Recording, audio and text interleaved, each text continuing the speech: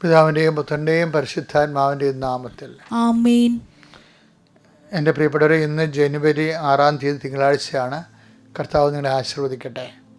അമ്മേ, പരിശുദ്ധ അമ്മേ, അമ്മേ പരിശുദ്ധ ദൈവമാതാവേ, ദൈവമാതാവേ, അങ്ങ് അങ്ങ് കൃപാസനത്തിൽ പ്രത്യക്ഷപ്പെട്ട് വരാൻ പോകുന്ന മഹാദുരന്തത്തിൽ നിന്ന് രക്ഷപ്പെടാനും എല്ലാവർക്കും വേണ്ടി പ്രാർത്ഥിക്കുവാനും ആവശ്യപ്പെട്ടിട്ട് 20 വർഷം തികയുന്ന ഈ വേളയിൽ കൃപാസനത്തിലൂടെ ഞങ്ങൾക്കും ഈ ദേശത്തിനും അങ്ങ് മധ്യസ്ഥം തേടി തന്ന എല്ലാ അനുഗ്രഹങ്ങൾക്കും കൃപകൾക്കും ഞങ്ങളിപ്പോൾ ഹൃദയം നന്ദി പറയുന്നു.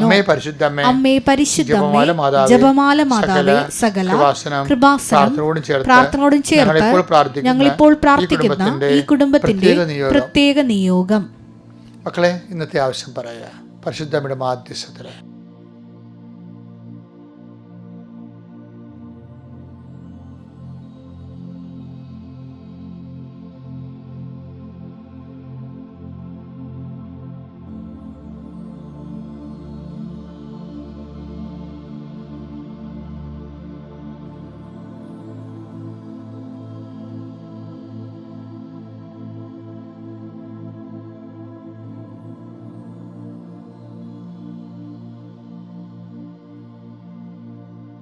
അമ്മയുടെ പ്രത്യക്ഷീകരണത്തിന്റെ ഈ ദ്വാദശക വേളയിൽ ഞങ്ങൾക്ക് സാധിച്ചു തരുവാൻ കനിയണമേ.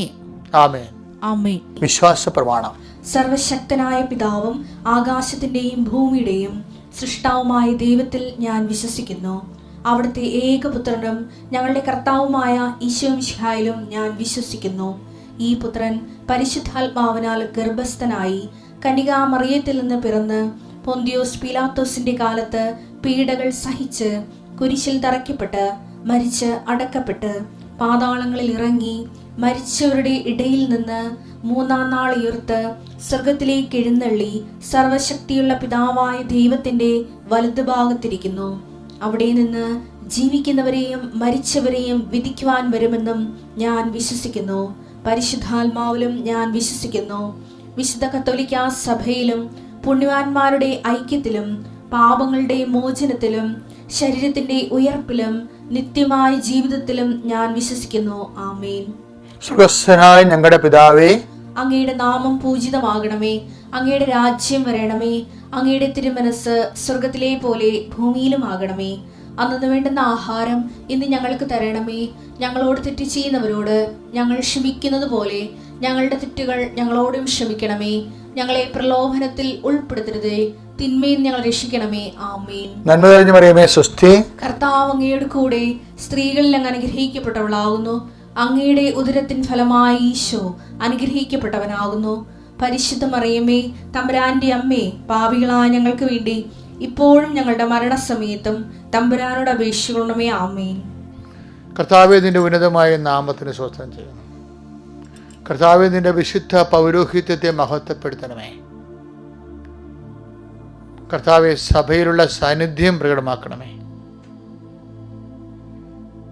അമ്മേ, പരിശുദ്ധമ്മേ, ദേവമാതാവേ, എല്ലാ മക്കൾക്കും വേണ്ടി പ്രഭാതത്തിൽ മാധ്യസ്ഥം വഹിക്കണമേ. അമ്മേ, അമ്മയുടെ മാധ്യസ്ഥം ഇന്നും മുഴുവൻ നിറഞ്ഞു നിൽക്കണമേ.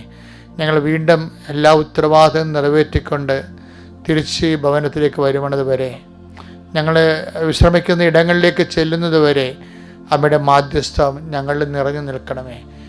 ഈ പ്രാർത്ഥനയിൽ പങ്കെടുക്കുന്ന ഓരോ മക്കൾക്കും അങ്ങ് നിറഞ്ഞു നിൽക്കണം പ്രാർത്ഥിക്കുന്നു. എൻ്റെ കർത്താവിൻ്റെ ഉന്നതമായ നാമത്തെ ആശ്രയിക്കപ്പെടട്ടെ. എൻ്റെ കർത്താവിൻ്റെ തിരുമുറിയാടുന്ന വലതുകരത്തിൻ്റെ ശക്തിയാൽ നിങ്ങൾ ആശ്രയിക്കപ്പെടട്ടെ. നമ്മുടെ കർത്താവിൻ്റെ മുൾക്കടത്ത് ഒഴുകുന്ന വിശുദ്ധമായ രക്തത്തിൻ്റെ ശക്തിയാൽ നിങ്ങൾ ആശ്രയിക്കപ്പെടട്ടെ. കർത്താവിൻ്റെ ഉന്നതമായ നാമത്തെ നിങ്ങൾ ആശ്രയിക്കപ്പെടട്ടെ. ഇന്ന് വരെ കൃപാസനത്തിൽ അല്പം അർപ്പിച്ചിട്ടുള്ള ആയിരക്കണക്കിന് ദൈവബലിയുടെ ശക്തിയാൽ നിങ്ങൾ ആശ്രയിക്കപ്പെടട്ടെ.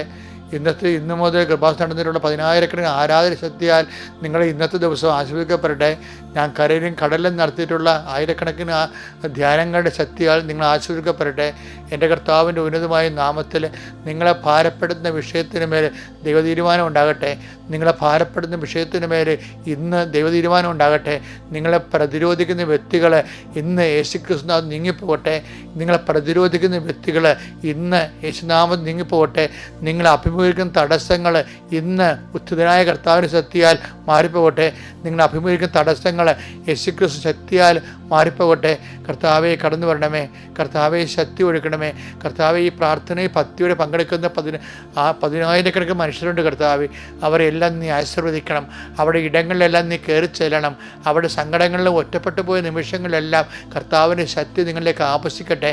കർത്താവെ നിങ്ങളുടെ മക്കളെ നിങ്ങളുടെ സാമ്പത്തികമായ ജീവിത വിഷയങ്ങൾ, നിങ്ങളുടെ കുടുംബത്തിലുണ്ടാകുന്ന മക്കളെക്കുറിച്ചുള്ള വേദനകൾ, ജീവിത പങ്കാളിയെക്കുറിച്ചുള്ള നൊമ്പരങ്ങൾ, നിൻ്റെ ഭവനത്തെ നിൻ്റെ പാർപ്പിടത്തെക്കുറിച്ചുള്ള സങ്കടങ്ങൾ, യേശുക്രിസ്തു നാമത്തിൽ അത് പരിഹരിക്കാനുള്ള നിൻ്റെ മുഴുവൻ ഉദ്യമങ്ങൾ, നിൻ്റെ വീട്ടിൽ വെള്ളം കയറാതെ തറ ഈർക്കാതെ നിൻ്റെ സ്ഥലങ്ങളെല്ലാം പല വ്യക്തികളും കുടുംബത്തിൽ പലതര ശ്വാസം മുട്ട അനുഭവിക്കുന്നുണ്ട്.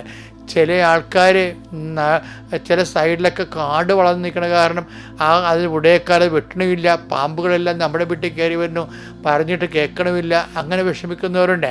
അതുപോലെ തന്നെ മറ്റുള്ളവരൊക്കെ തീയും പുകയൊക്കെ ഇടുമ്പോഴും, അതുപോലെ സമീപത്തുള്ള ഫാക്ടറികളിൽ നിന്നുമൊക്കെ എല്ലാം, അതുപോലെ തന്നെ മറ്റു തരത്തിലുള്ള മൃഗങ്ങളെയും മറ്റു ജീവികളെയും വളർത്തുന്ന മൂലം, അതുപോലെ തന്നെ പൊടിയുടെ യന്ത്രങ്ങൾ മൂലമൊക്കെ ഒത്തിരി പൊടിയും ശ്വാസവും മുട്ടി കർത്താവ് പലതരത്തിൽ ചില സ്വരത്തിലൊക്കെ പാട്ട് വെച്ചിട്ട് മക്കൾക്ക് പഠിക്കാൻ പോലും പറ്റാത്ത രീതിയിൽ ഇങ്ങനെ ഇവിടുന്ന് എവിടെയെങ്കിലും വിറ്റ് ചുട്ട് എവിടെയെങ്കിലും പോയി ഒളിച്ചാൽ മതിയെന്ന് വിചാരിച്ചുകൊണ്ട് സങ്കടപ്പെടുന്നവർ, ശ്വാസം മുട്ടി മനസ്സ് മടുത്ത് ജീവിക്കുന്നവരുണ്ട്. ഈശോയെ, അവരെ എല്ലാം നീ ആശീർവദിക്കണം. അവരെ എല്ലാം സാഹചര്യം പൊക്കിയെടുത്തുകൊണ്ട് വരണം കർത്താവെ. പലരും കർത്താവെ പലതരത്തിലുള്ള മലീമസമായ ജീവിത സാഹചര്യങ്ങളിൽ പെട്ടുപോയിരിക്കുന്നവരുണ്ട് ഈശോയെ. ചിലർക്ക് വഴിയില്ല, ചിലർക്ക് മണിക്കൂറുകളും നടക്കണം ചില കാര്യങ്ങൾ നേടാൻ വേണ്ടി. അങ്ങനെയുള്ള ജീവിത സാഹചര്യങ്ങളിൽ ദുരിതം അനുഭവിക്കുന്നുണ്ട് ഈശോയെ. ചിലർ മലമുകളിൽ താമസിക്കുന്നു, ചിലർ കടലറ്റത്ത് താമസിക്കുന്നു. അത് ക്ഷോഭകാലങ്ങളിൽ എല്ലാം എപ്പോഴും വിറങ്ങലിച്ച് ജീവിക്കുന്നു. ചിലർ ജോലി കാരണം ആ ജോലി ഇനി ചെയ്ത് മുന്നോട്ട് പോകാൻ പറ്റാത്ത അവസ്ഥ വരുന്നു. പക്ഷേ അത് ജീവിക്കാൻ മാർഗമില്ലാതെ വരുന്നു. കർത്താവ് ഓരോരോ ദുരിതങ്ങൾ അനുഭവിക്കുന്നവരെല്ലാം 1-4 അനുസരിച്ച് കൊണ്ട് help those who have all kind of troubles, എല്ലാ തരത്തിലും ദുരിതം അനുഭവിക്കുന്നവരെ സഹായിക്കാൻ പറഞ്ഞ ദൈവത്തിൻ്റെ സഹായഹസ്തം നിങ്ങളെ ആവശ്യിക്കട്ടെ എന്ന് പ്രാർത്ഥിക്കുന്നു. മക്കളെക്കുറിച്ച് വേവലാതി കൊള്ളുന്നവർ, പഠിക്കണത് തലക്കയറുന്നില്ല, പഠിക്കുന്ന പരീക്ഷ കിട്ടുന്നില്ല, ക്ലാസ്സിൽ എപ്പോഴും ആക്ഷേപപാത്രമാകുന്നു, ക്ലാസ്സിലെപ്പോഴും മാർക്ക് കുറഞ്ഞു പോകുന്നു, ഇനി ആ സ്കൂളിൽ പഠിക്കണില്ല, അവിടെ പോകുന്നില്ല എന്നൊക്കെ പറഞ്ഞുകൊണ്ട് മാസങ്ങളായിട്ട് ഡിപ്രഷൻ അടിച്ച് പഠനം മുടക്കിയിരിക്കുന്ന മക്കളെ കർത്താവ് നീ ആശീർവദിക്കാൻ പ്രാർത്ഥിക്കുന്നു. കർത്താവ് തമ്മിൽ പറഞ്ഞ വഴക്ക് ഒരിക്കലും ശ്രമിക്കാൻ പറ്റുന്നില്ല. ഇനി വഴക്കൊന്നും വേണ്ട, ഒരുമിച്ച് സഹിച്ചു പോകാമെന്നൊക്കെ പറഞ്ഞാലും സഹിക്കാൻ പറ്റാത്ത രീതിയിൽ എപ്പോഴും വിഷയങ്ങളുണ്ടാകുന്ന പൊട്ടിത്തെറിക്കുന്ന കുടുംബങ്ങളിൽ കർത്താവ് നീ കയറി ചെല്ലുന്ന പ്രാർത്ഥിക്കുന്നു. എൻ്റെ കർത്താവിൻ്റെ മാസങ്ങളായി വർഷങ്ങളായി പലതരത്തിലുള്ള സന്ധിപ്പ് കിട്ടാത്ത പ്രായമായവരെ കാണിക്കുന്നുണ്ട്. അവർ കർത്താവ് വിവിധ പല സ്ഥലങ്ങളിൽ മാനസിക രോഗ ആശുപത്രികളിലും അതുപോലെ മനോരോഗ ആശുപത്രിയിലും കിടപ്പ് രോഗികളായിട്ടുള്ളവർ കർത്താവ് പല രോഗങ്ങളെക്കുറിച്ച് കർത്താവ് രാത്രി എങ്ങനെ കഴിച്ചു കൂട്ടും, ഇന്ന് ആ രാത്രി രോഗം വരല്ലേ എന്നൊക്കെ ഓർത്തുകൊണ്ട് വേവലാതി കൊണ്ട് കണ്ണീരോടെ പ്രാർത്ഥിക്കുന്ന മക്കളെ നീ സന്ധിക്കണമേ. എൻ്റെ കർത്താവിൻ്റെ ഉന്നതമായ നാമത്തിൽ സഭയുടെ അധികാരത്തെ കുരിശിൻ്റെ അടയാളം ദൈവശക്തിയാൽ ഈ നിമിഷം ദൈവത്തിൻ്റെ കാറ്റ് നിങ്ങളിലേക്ക് ആവശ്യിക്കട്ടെ.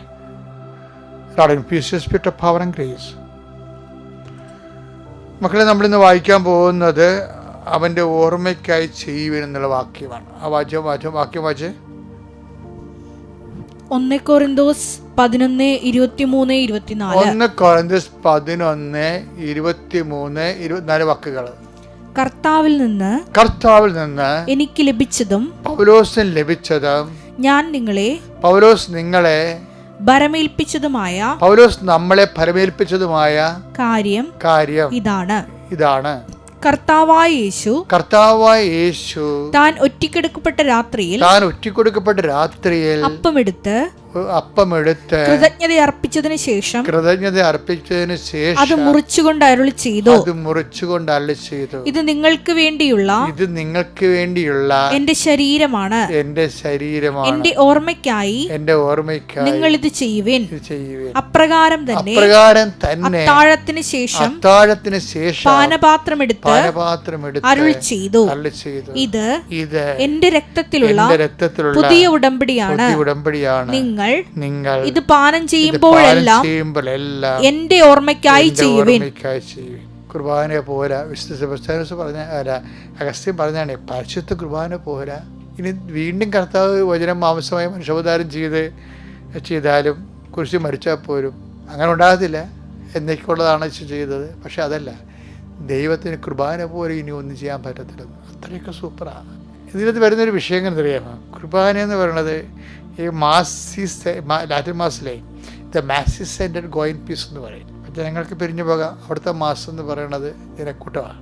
അത് പണ്ട് മുതലേ ഉള്ള സഭയുടെ പ്രൗഢോജ്വലമായ പുരാതന പാരമ്പര്യത്തിൻ്റെ ഒരു ഭാഗമായിട്ട് ഇന്നും കുർബാനയിൽ മാറ്റപ്പെടാത്ത ഒരു ഭാഗമാണ്. പക്ഷേ നമുക്കറിയാമല്ലോ, കുർബാന ഒരിക്കലും അവസാനിക്കണില്ല. ഇപ്പം എന്താ പറയണേ? ഇത് നിങ്ങൾ ചെയ്യുമ്പോഴെല്ലാം പാനപാത്രം എടുത്തുകൊണ്ടാണ് ആരും ചെയ്തു.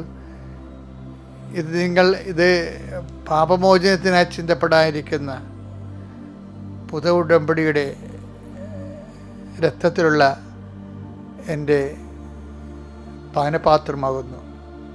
ഇത് നിങ്ങൾ ചെയ്യുമ്പോഴെല്ലാം എൻ്റെ ഓർമ്മയ്ക്കായി ചെയ്യുക. അപ്പോൾ എനിക്കേറ്റവും ഇഷ്ടപ്പെട്ടെന്നറിയാമോ? അതിനകത്ത് ഇന്ന് ഈ ദിവസങ്ങളിൽ ഇതെല്ലാം നമുക്കറിയാവുന്ന കാര്യങ്ങളാണ്. പക്ഷേ അറിയാൻ പാടാത്തൊരു കാര്യമുണ്ട്. കർത്താവിൽ നിന്ന് എനിക്ക് ലഭിച്ചതും ഞാൻ നിങ്ങളെ നോക്കിയേ, കർത്താവിൽ നിന്ന് എനിക്ക് ലഭിച്ചതും ഞാൻ നിങ്ങളെ ഭരമേൽപ്പിച്ചതുമായ കാര്യം ഇതാണ്. കർത്താവായ യേശു താൻ ഒറ്റയ്ക്കെടുക്കപ്പെട്ട രാത്രിയിൽ, രാത്രിയുടെ കുഴപ്പം അതാണ്. രാത്രിയുമാണ്. പിന്നെ എന്താണ് രാത്രി? നല്ല കാര്യമല്ലല്ലോ, കാണാൻ പോലാത്ത രാത്രി, ഇരുട്ടായ രാത്രി. ഇരുട്ടുമ്പോഴാണല്ലേ ഒറ്റക്കൊടുക്കപ്പൊക്കെ വരുന്നത്. അപ്പോൾ ഈ ഒരു ക്ലേശമായിട്ട് ഒറ്റക്ക് വരത്തില്ലേ, വരുമ്പോൾ എല്ലാം കൂടിയേ വരത്തുള്ളൂ. ഒറ്റക്കൊടുക്കപ്പെട്ട രാത്രിയിൽ കണ്ട, കർത്താവിൽ നിന്ന് എനിക്ക് കയ്യേൽപ്പിച്ച് തന്നത് എന്താണെന്നറിയാമോ? എനിക്ക് ലഭിച്ചത് താൻ ഒറ്റക്കൊടുക്കപ്പെട്ട രാത്രിയിൽ. സിറ്റുവേഷൻസിൻ്റെ പറയണം, സമയത്തിൻ്റെ പ്രത്യേകത പറയണം. ആ രാത്രി എന്താണ്? അവൻ അപ്പം എടുത്ത് കൃതജ്ഞത അർപ്പിച്ചതിന് ശേഷം ഒറ്റക്കൊടുക്കപ്പെട്ട രാത്രിയിൽ എന്താണ് ഈശോ ചെയ്യണത്? കൃതജ്ഞത അർപ്പിച്ചെന്ന്. അതാണ് കുർബാനയുടെ ആഴം എന്ന് പറയുന്നത്. നമ്മുടെ രാത്രികളെ ഒറ്റക്കൊടുക്കപ്പെടുന്ന ഒറ്റക്കൊടുക്കപ്പെട്ട നൊമ്പരമില്ലേ, ആ നൊമ്പരത്തെ കൃതജ്ഞതയാക്കിയാണ് മാറ്റുന്നത് ഈശോ. അത് എൻ്റെ മക്കളെ, ഒരു കാര്യം ഭയങ്കരമായ സത്യമാണ്. ഞാനിപ്പോൾ മാതാവിനെ നേരിട്ട് കണ്ടുകൊണ്ട് പറയുകയല്ല, അതിപ്പോൾ ഒരു കുറവായിട്ട് ചില സമയത്ത് തോന്നും. ഇപ്പം ഈ അമ്മയെ കണ്ടപ്പം നിത്യത എന്താണെന്ന് ഞാൻ കണ്ടില്ലേ? കണ്ടത് പിന്നെ വിശ്വാസമല്ലല്ലോ, കണ്ടത് നമ്മൾ അനുഭവിച്ചല്ലേ. അപ്പം അതുപോലെയുള്ള പ്രശ്നങ്ങൾ വെച്ചാൽ കുർബാനയിൽ എന്തുകൊണ്ടാണ് ഇങ്ങനെ? ഇപ്പോൾ ഒരേ സമയം തന്നെ എന്താ സംഭവം? രാത്രിയുമായി ഒറ്റക്കൊടുക്കപ്പെടുകയും ചെയ്തു.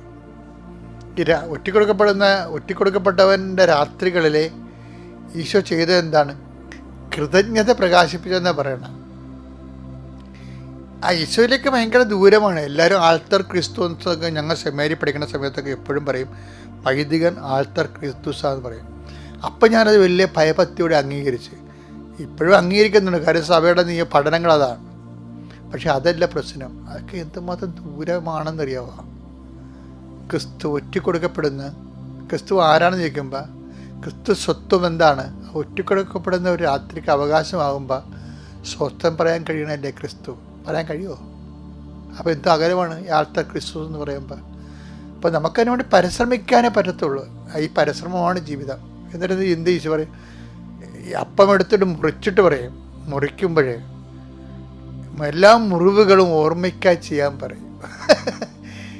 കുർബാന ഒരു ആഘോഷമാണ് ശരിക്കും, എല്ലാ മുറിവുകളും.